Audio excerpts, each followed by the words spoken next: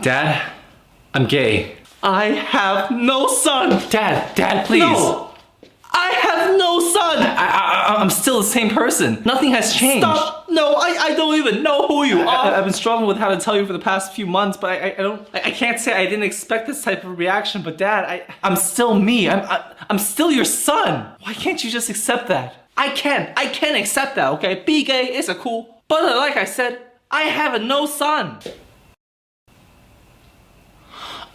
Oh my god, I'm in the wrong house. I am so sorry. That is, oh my, that is so embarrassing. I'm just gonna go, okay?